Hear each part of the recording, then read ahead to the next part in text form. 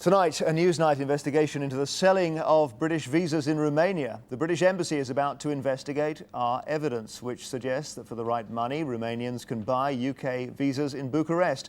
That will concern our government, especially because the latest Home Office figures released today show that however much effort they've put into controlling the numbers of asylum seekers in Britain, the figures remain resolutely high. In September, 6,500 people applied for political asylum. Lloyd-Roberts has spent time with Romanian gypsies.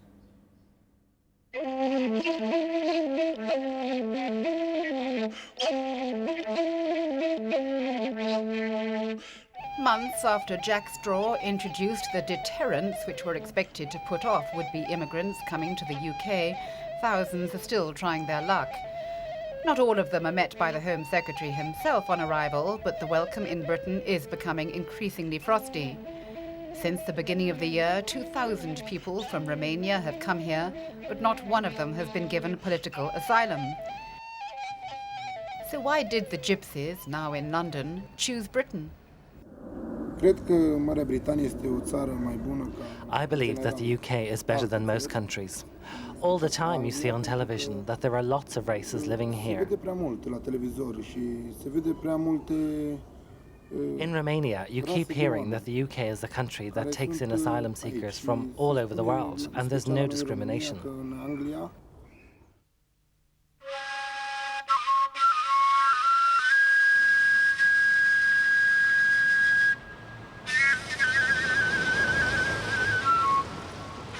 Andrea gives me the details of where he's come from. You can be forgiven if you're living in Romania today for thinking that your country is going nowhere. Much of the state-run industry has collapsed, and capitalism has so far failed to produce enough wealth to persuade people to stay at home. And if you live the furthest out on the wrong side of the tracks, like the 1 million gypsies scattered across the country, you're likely to be the last to enjoy the few benefits of change. In villages like these, there's only one aim in life: to leave as soon as possible. They told me that they'd lived better under the communists. Then they had jobs and child allowances. Today they get no work and no government help either. We would have sent our children to school now that the school term has started. But we have no money to buy the clothes or food. It's going to get cold. What can we do? Send them to school naked and barefoot? We'd be ashamed. The Romanian kids at school would laugh at them.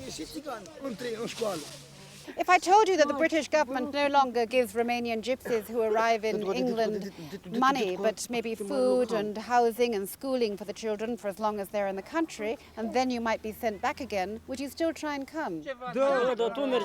That would be fine. We would go for the food, to be able to live. Here we have no food, nothing at all. We would go for the future of our children. Everyone I spoke to here believes in the myth of Britain as the new El Dorado. Anglia.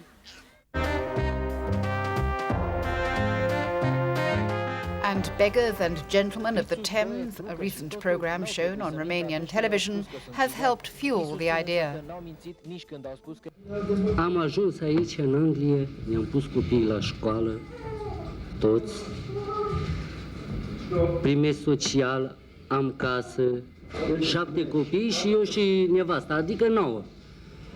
Am casă, îs mulțumit, mulțumesc la Dumnezeu că-s foarte mulțumit. Noi suntem, domnule, am venit aici, cum a spus băieții, noi ne mulțumim la englezi că avem salariul ăsta, care primim, adică socialul.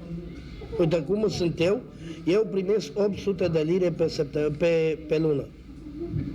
Datorită pot să-mi întrețin familia mea, că mai muncim noi la negru, la un gostat, la un ceva, asta merge la negru. The gulf between those people at the very bottom of Romanian society and the future they dream of may appear insuperable. But take a second look at this average-looking peasant and you'll see a mobile phone on his belt. There's always someone who knows someone who can help. I met with a gypsy leader in Bucharest who told me he regularly facilitates trips to the UK for the gypsy community. For this reason, he doesn't want to be named. He says he's never been busier. La începutul anilor 2000, anului 2000, today, in the year 2000, the UK has become something of an American dream for gypsies. They all want to take advantage of your country's lenient laws for the crimes they commit. There is an exodus of gypsies going to the UK. It is the dream of us all.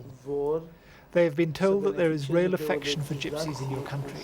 They get money and beautiful houses, and they know that if they spend a year or two there, they can return to Romania with the money they have made through begging and stealing. So how do they get to Western Europe and to the UK? We found one of the people smugglers in one of Europe's main transit countries, Belgium, where the business has been thriving for several years. We filmed Mr. Florian secretly, as he boasted how he regularly gets parties of mainly gypsies to Belgium and on to Britain. But I asked, how do the gypsies pay him? There are many people in Romania who have no money at all. I can't take any money from them, but I can act as a guarantor by saying that they'll pay back the money after they arrive. Without a guarantee from me, they can't leave.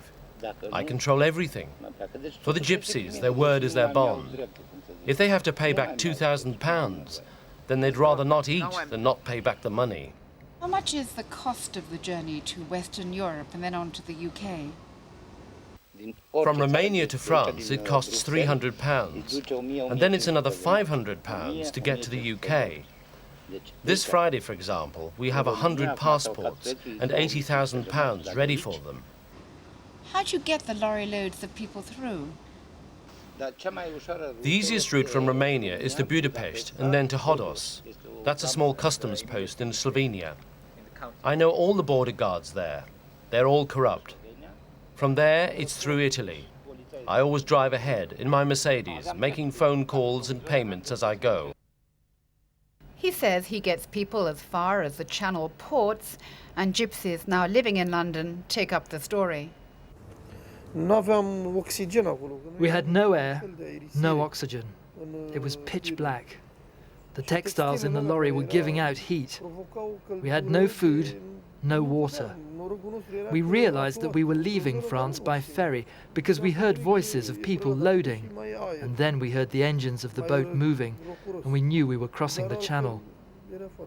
When we arrived in England, we were told to get off and wait for a white van to collect us and take us to London. Somebody who spoke a few words of Romanian told us to go to the Home Office and that everything would now be all right. And there are those who don't want to travel across Europe in the back of a lorry. If you can convince the authorities that you're not going to stay there, you can get to the European Union on a tourist or business visa. To enter Britain, for example, you need to reassure the embassy that you won't become a burden on the state, and you need the documents to prove it.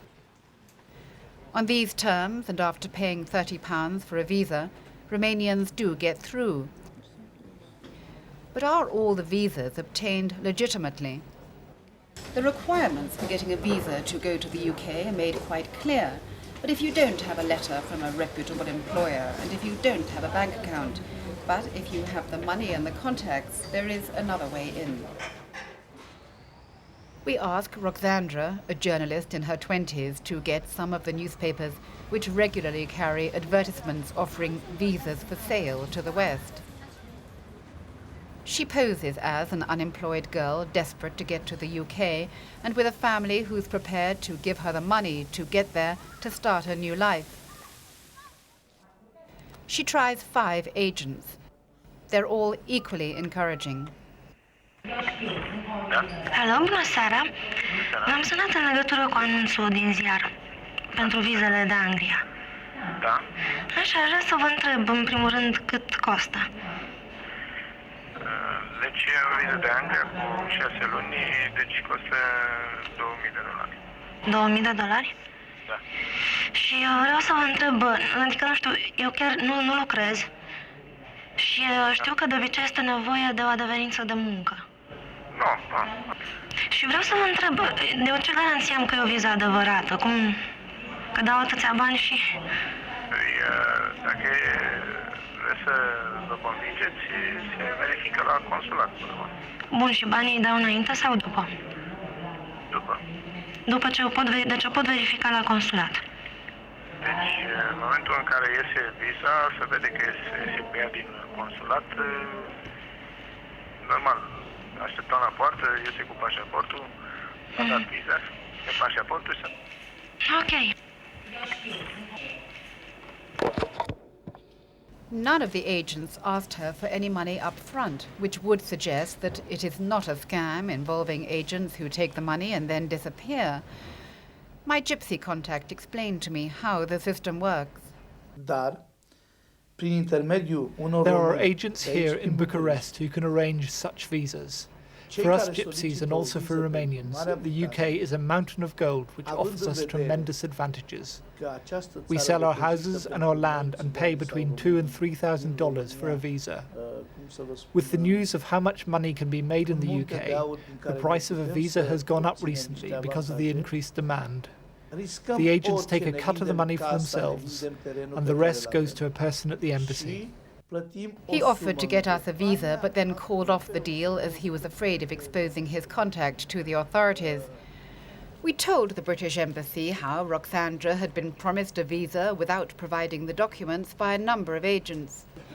They said today that it was unlikely that a member of their staff would be acting illegally, but they would put notices up at the embassy warning against unauthorized agents who promote their services. They said, "We would like to discourage this, but there is nothing that this embassy can do formally to stop it," and added that we will, of course, investigate locally and with the involvement of our authorities in London. They asked us to provide the details of the agents we spoke to. Have you got friends, others? Are there more of you? So while the embassy toughens up, and with the British authorities planning to make it even more difficult for people smugglers to operate, will this deter people from trying? I don't think anyone will stop the Romanians from coming. Such is our despair. We will try and come no matter what. Whatever happens, even if we are detained by the British authorities, we'll try again. You say there are 15,000 gypsies living in the town where you live. How many of them want to leave? Nu pot spune un număr exact. Considering how hard their lives are and the persecution they suffer back home, I don't think there is a single person who doesn't plan to leave. Despite the huge dangers, people believe it must be worth the risk. And unless conditions improve here in Romania, they'll keep on coming. See Lloyd-Roberts there.